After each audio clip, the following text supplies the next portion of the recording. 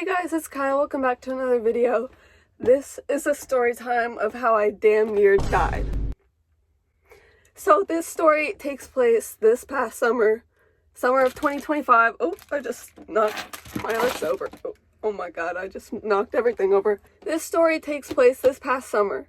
Now, each summer since 2022, I've been going to this sleepaway summer camp that lasts 3 weeks in Canada because my mom's Canadian and she went there when she was a kid.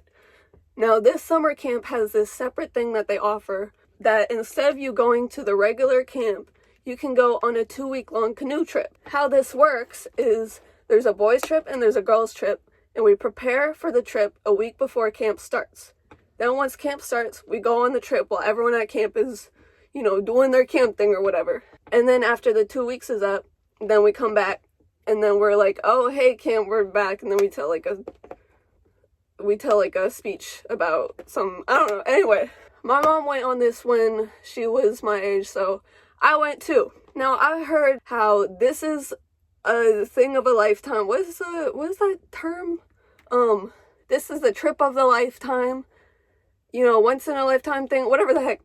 But I hadn't, that's what my mom had been saying, but I didn't know that many stories. So I'm just like, oh, it's probably going to be crazy, but I didn't know what to expect. So we go on the trip, and it's been 3 days, and the 3 days is low-key boring. We just canoe, we get up early, we canoe, and then we go to a site, eat lunch, set up camp, and that's that. And that's sort of all that's been going on. I'm like, this ain't crazy, this is a regular out trip, because at the regular camp, we do an out trip that lasts 3 days. So far it seems like a regular out trip. So I'm thinking day 4, maybe it'll seem different because now it's longer than a regular out trip. It did seem a lot different, but not because of the out trip. So day 4 comes, and the first 3 days it's been sunny. Day 4, we wake up, it's raining. We wake up at around 6 or 7 a.m. That's not supposed to be a 6-7 joke, by the way. We wake up at 6 or 7 a.m. And then we leave by 8:30 or something. I'm not sure how early we leave. We leave pretty early. And it's not raining too hard. And something I should mention is we have 5 boats. We have 11 campers, 11 kids. And then we have 2 leaders. And the leaders are adults who work at the camp and who have been on the trip before. Because we have 13 people and we have 5 boats, we have 3 boats with 3 people and 2 boats with 2 people. So on day 4, each day they assign us our boats. They say who's going in what boat.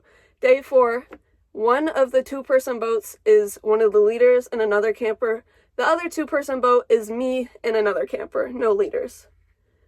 Now, I showed up, when I said that people had showed up a week early to prepare, I was a couple days late because I had a skating competition. And the girl that was in my boat only came literally the day before we left because she had a rock climbing competition. And I didn't know any of these people when I came. I saw some of them at camp, but I didn't know anybody. They all knew each other. And I especially didn't know this girl because she came pretty late. So we're in our boats, we're paddling, we're doing pretty damn good for a 2-person boat. We're in the lead, we're ahead of the leaders. We gotta stop and wait for them sometimes. And we're just we're talking to each other, getting to know each other. We're talking about stories.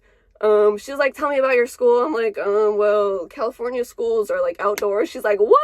We're comparing stories, and it's raining, but it's not very windy, and it's not very heavy rain. It's not too cold. So a lot of times I'll joke about this is a nice rain. This is a calm rain, We're paddling for 2 hours maybe. I'm not sure exactly how long. Then we go on a portage. If you don't know what that is, it's when there's land, you have to carry your boats, carry your packs over the land. And how you carry the boats is usually it's 2 people. You can do it solo, but it's harder.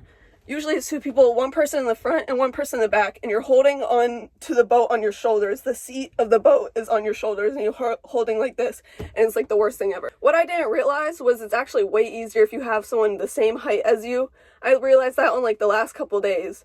So I hated portaging the boats. I would always take the packs. Turns out portaging the boats is easier if you have someone your height.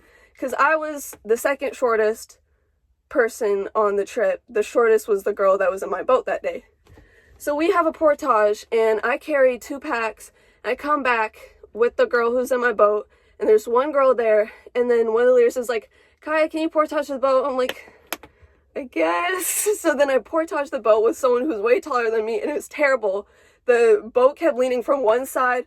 It would be falling off one of my shoulders, and then the girl in the front, it would be falling off one of her shoulders, and it was the opposite weight, and it was really long. It's like 1 kilometer long. I don't know how many miles that is. And the girl that was in my boat, she only had to take some like miscellaneous things, like people's water bottles and stuff. So it was pretty terrible, and like, I don't think this was the hardest thing I'd ever done, but in that moment I couldn't think of anything harder I'd ever done, so I'm like, this gotta be the hardest thing I ever done. Anyways, but that's not what the story is about. We finished the portage, and by the way, something I forgot to mention is I was in the bow and the girl with me was in the stern. If you don't know how those things work, the bow, you're doing all the pulling of the water. You're working like the hardest, basically. But you don't have to really do anything else besides just pull water. If you're in the stern, you're steering the boat. I was gonna say you're sterning the boat. You're steering the boat. If it goes left, that's you. That's the stern making it go left. If it goes right, well, you would hope so. Otherwise, it's out of control. The princess is the middle seat. They don't really even got to do all that much. But we don't have a middle seat because we're only 2 people. So, and also I had to paddle on my left. On the left side, I'm a righty, but I had to paddle on the left side because the stern was also a righty. And we have to paddle on different sides. At the end of the portage, the girl who's in the stern is like, Kaya, do you want to be in the bow or the stern? Because you had a really hard portage, I'll let you choose. Now, I like sterning the best, but the thing is, I haven't canoed since the last summer, and I haven't sterned since last summer, and these boats that we were taking, they're pretty different boats than the ones that are at the camp. They're way lighter. They're made of plexiglass or something. The ones at camp are made of wood. They're smaller and lighter, and everyone who would stern for the first time in those are like, wow, these are hard to get used to. And I ultimately decide to stay in the bow because I don't want to mess something up. By the way, I consider myself a pretty good stern, but the girl who's sterning is the best camper stern. Like, she's the best stern in the group besides the leaders. So we're paddling, and it's still a light rain, and I'm still joking about, oh, good thing this is like, it's not windy. It's a nice calm rain. It's kind of nice, you know, it's not cold. Then that all changes. We all stop, we all rack up, and we bail out our boats because there's a lot of water in the boats. We bail out our boats, and our boat had a whole lot of water, and we were still bailing it out when everyone else was done. So everyone starts leaving, and it looks like we haven't even taken out any water. I've been bailing the boat for like 5 minutes now. There's still so much water. So the girl in the stern is like, Kaya, I'll start paddling. You just keep bailing out the boat. So because I'm not paddling and she's basically soloing in the boat with me in it, we get very far behind. We've been ahead this whole time. We get far behind. So eventually I'm done and I start paddling again. We start catching up a little bit. And something I haven't mentioned yet is we're in open water, meaning the land on both sides is pretty far apart, pretty far away from us. And you can't really tell how far you've traveled because of that. And then there's this little island that's sort of close to us. It's not super close, but it's not too far. Like, you can tell if you're going past it. It's a good reference of how fast you're going. Randomly, the rain starts picking up. Now, this is what I call the 5 stages of thinking you're gonna die. It's a little bit similar to the stages of grief, but instead of grief, it's thinking you're gonna die. So the rain starts picking up. This is the first stage, which is shock, okay? We're next to the island, everyone else is paddling, and we're behind already because we've been bailing out the boat. And the rain picks up a lot, and the wind, there's wind now, a new element to this. There's wind, and now big waves, and the big waves were whitecaps. If you know anything about canoeing or kayaking or paddleboarding or anything like that, you know the number 1 rule is you don't go out on whitecaps. We're just kind of joking about it, and I'm like, you know the guy from the Odyssey that he made all the wind go in the correct direction to make them go faster. I wish that guy could do that for us, right? Like the wind god or whatever. And I'm joking about that. We're just singing the Rain Rain Go Away song, but we were making up the words because we forgot the end part. And we were just kind of joking, this can't be happening right now. We're laughing. We're like, this can't be happening right now, right? So then we look to our left, and the island, we haven't gone past it at all. Everyone else is past the island. We're not moving. So this is now the second stage of thinking you're gonna die, which is panic. We're not going forward, we're just trying to keep ourselves from going backward, basically. And everyone else is going forward, so I'm like, uh-oh. So we're not joking as much, and I'm just kind of locked in paddling, and the girl in the stern is like, come on, Kyle, push, you can do this, pull the water, like a cheerleader. And I'm like joking, like, you should be a cheerleader, like, damn. And we're still kind of joking, but we're like panicking, we're like, this isn't good. Let me just draw for you what's going on right now, okay? This is the side land, okay? Here on either side, all right? Here's the island. It's not that close. Here's the island, okay?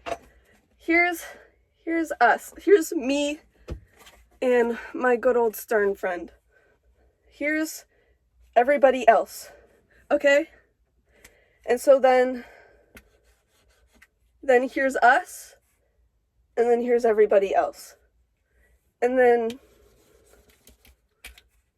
here's us, and then here's everybody else.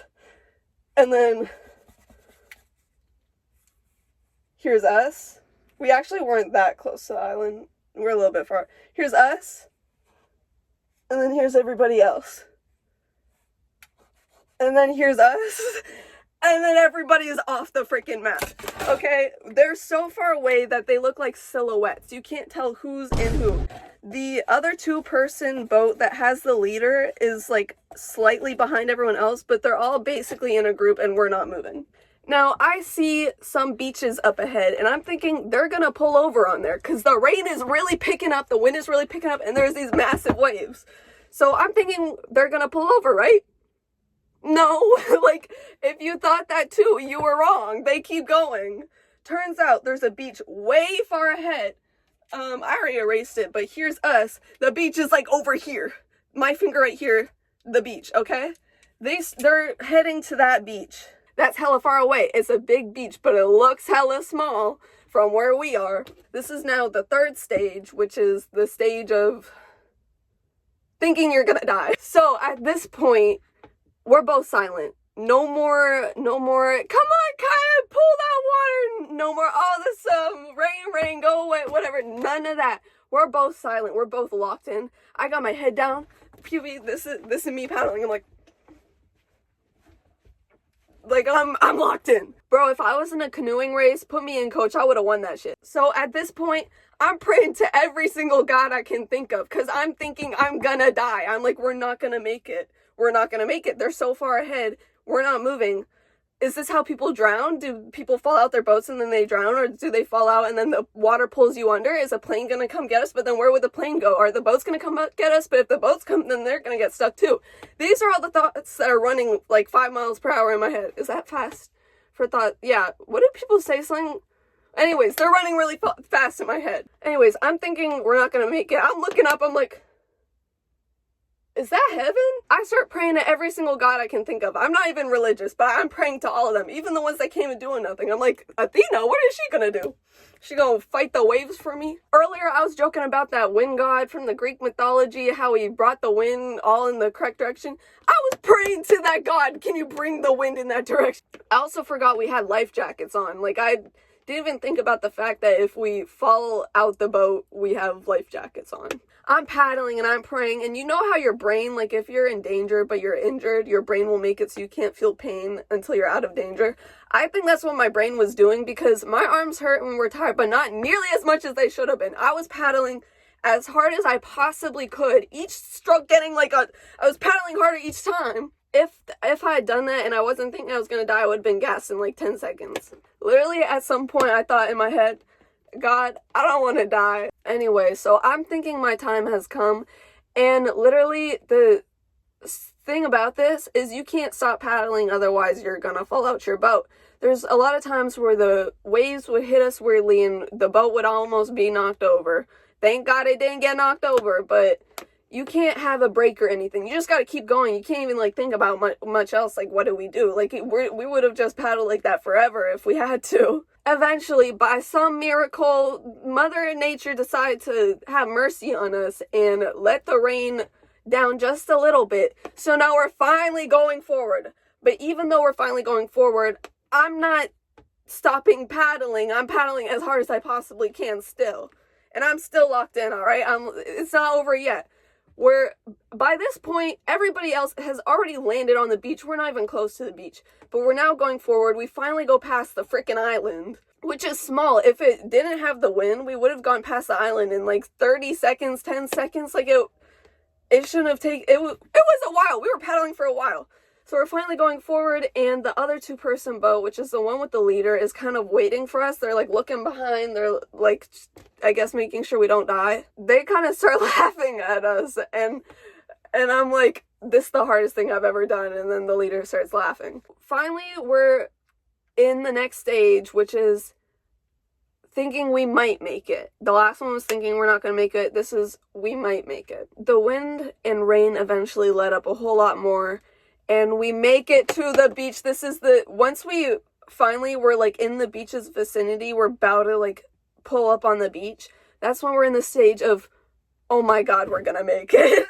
Like, anyway, so we're at the beach, and everyone's like, good job, nice sterning, blah, blah, all cheering for the girl in the stern. I'm like, I mean, I think I did pretty good too, you know? Like, I know my job wasn't as hard, but like, I think I did. Anyways, so we pull up on the beach, and I'm like, oh my God, we survived. And it's still raining at this point, but barely. It's kind of back at that calm rain that it was before this whole debacle happened. Is that how you say debacle? Is that the correct tense for, is that? I'm just gonna say it. That's before the whole debacle happened. It's now like dribbling. And so we're on the beach, and the leaders say, guys, get some wood, we're gonna make a fire. And we're like, wood? It was just raining, it's all gonna be wet. So after like 2 minutes, they're like, oh, actually, we're not gonna make a fire, the wood is all wet. So we end up huddling around this stump, and we put a tarp on top of our heads. Like, we have a big tarp, and we're holding it up with our heads to like shield us from the rain and keep us a bit warm. And we make hummus pitas things, like basically like a quesadilla, but it's only hummus. A girl goes around and she's like, thumbs up if you had fun, thumbs down if you didn't. Every single person puts their goddamn thumb up except for me and the girl in my boat. We both put our thumbs down. Turns out this whole time they were staying in the shock stage. They were staying in the stage where you're like, this can't be real. What is going on? Like, they had fun. And later on the trip, they would all say that day 4 was their favorite day. Day 4 was my least favorite day. Then we start singing riff-offs from Pitch Perfect. I never watched I never watched Pitch Perfect, but I just sung along with them. And then we started doing our own riff-offs, like with, like, we would have a theme, and then one group would sing a song, and then we cut each other, and then like the, you've been cut off type shit, you know? We get back on the boats, and I'm thinking, like, this wasn't the site we're supposed to stay at, but I'm like, I was thinking that's where we were gonna stay at, like, at this point. They want to go back on the boats. So they add someone from the 3-person boat that had a leader. They add one of them to our boat. So now we're 3-person boats. Both of the 2-person boats have a leader. Now it's still raining, but it's not raining that much. We only paddled for like 10 minutes. And then we see more whitecaps up ahead. So we pull over and we stay at a different site. After this happened, I actually filmed a vlog on my camera, which I'll show in a second. Bro, that camera sucked, man. The reason I got it is because it's waterproof. The only good thing about it is it's waterproof. The colors on it suck, and that video took half its battery, and I couldn't even charge the battery. I had to return it for a new one because the battery doesn't charge. Like, I've tried so many chargers, it doesn't work. So anyways, that was the only vlog I did on the whole trip because it took out half my battery. So anyways, moral of the story, look both ways before crossing the street. Moral of the story, don't go canoeing on whitecaps. PSAs with Kaya. Anyway, roll the clip. Oh, I think it is. This is a vlog just in case I don't make it out alive. We literally just had the hardest freaking paddle I've ever done. I think it's the hardest thing I've ever done in my life, and we just did some really hard portages. And it was so wavy. It was so windy, it was so rainy, and there was white caps, and it was only me and another girl in a boat. We were a 2-person boat. Everyone else was 3-person boat, except for another boat that was 2-person boat. And we literally were not moving. I'm like, it's like not really right here anymore, but we literally weren't moving. And I was paddling as hard as I freaking was paddling, like goddamn life, and we weren't moving. Like paddling as hard as we could. We weren't moving. And so I genuinely thought I wasn't gonna make it. Like I genuinely thought we weren't gonna make it because the other boats were so far ahead of us. And the beach that we ended up stopping on was so far ahead of those boats. And we've been on this beach singing riff-offs under a tarp. Like we literally put a tarp just on top of us and we're holding it up with our heads. To like keep us warm. Then we went out of the tarp because we thought we were leaving. I guess we're not leaving. Anyway, so I'm finding a place to pee. But, oh my god, I genuinely think that was the hardest thing I've ever done, and I genuinely didn't think we were gonna make it. I'm not, like, exaggerating. I actually thought we weren't gonna make it. And then when we got back, they were like, thumbs up, thumbs down. Did you guys like it or not? Everyone had fun, except for me and the girl in my boat, because we both literally thought we weren't gonna make it. We were so far behind and we weren't moving at all. We were paddling for our freaking lives and we weren't moving. We were just trying not to go backwards, to be honest. And I was thinking, what happens? What if we tip, or if we can't make it out, like if the rain doesn't stop, like how are we gonna get out? Is the boat gonna come for us? Are the canoes gonna come for us? But then if the canoes are gonna come for us, they're gonna get stuck too. Like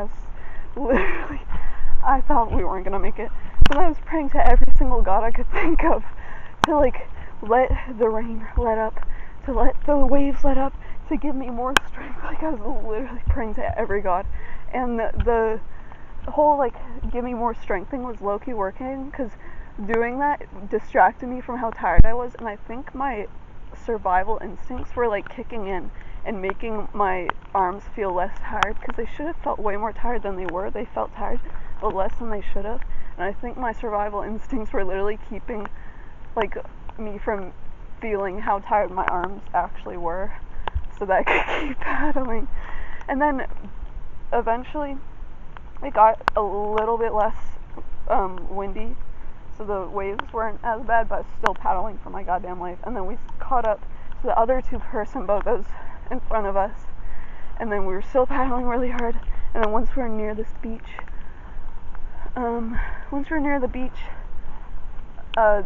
the wind and waves stopped, but it's been raining this whole time. So then we huddled under a tarp to like keep warm, and we couldn't make a fire because it's raining and everything's wet, so we used a stove and we made coffee, instant coffee, and we ate tortillas with hummus on it, and we've been having riff-offs, and yeah, and it was after a really hard portage.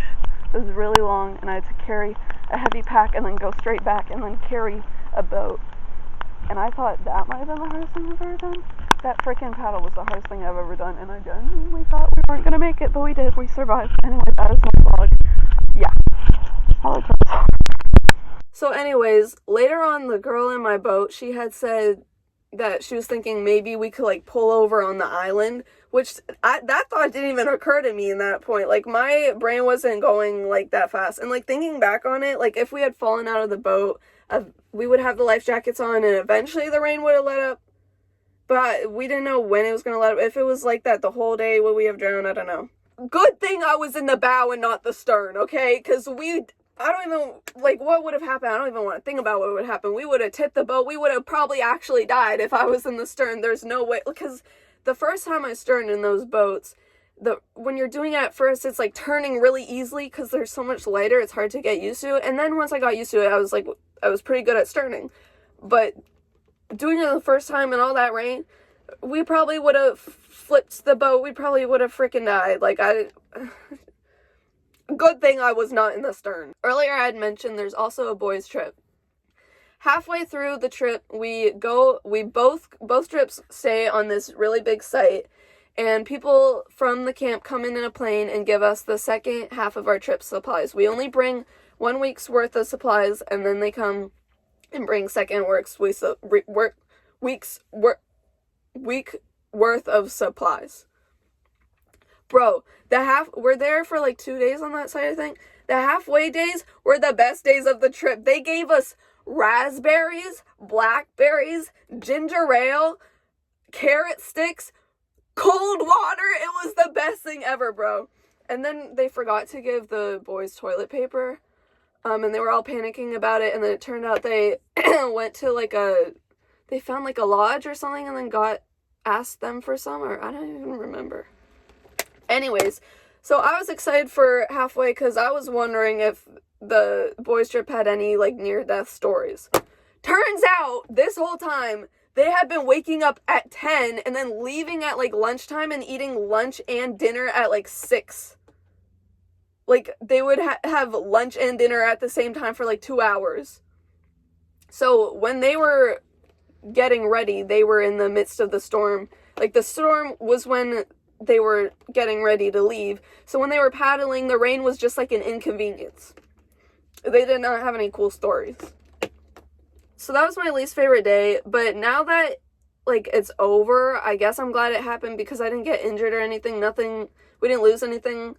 Nothing bad came out of it, and it kind of made me have like a whole new outlook on life because now I feel like I can do anything. Like nothing I ever do in my whole life will be harder than that unless my life is on the line.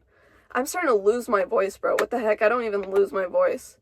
Maybe it's probably because I'm sick and talking a lot. I could run 10 marathons in a row, and if my life's not on the line, it won't be even harder because then I could just stop doing the marathon. But in the canoe, you can't take a break, you gotta keep going. Bro, my voice is going away. Anyways, you know what they say, 100 good days, or 100 good story, wait, 100 bad story, wait. 100 bad days makes 100 good stories. 100 good stories make me interesting and part. Anyways, so day 4 was my least favorite day, but it's my best story. Like when I came back, people would ask me what was my favorite day. My favorite day was halfway because of all the fruit we got, the ginger ale, the cold water. It was a rest day. My favorite days were the rest days, but nobody cares to hear about that. The only like actually interesting thing that happened besides the toilet paper thing was that one of the boys' tents flew in the water.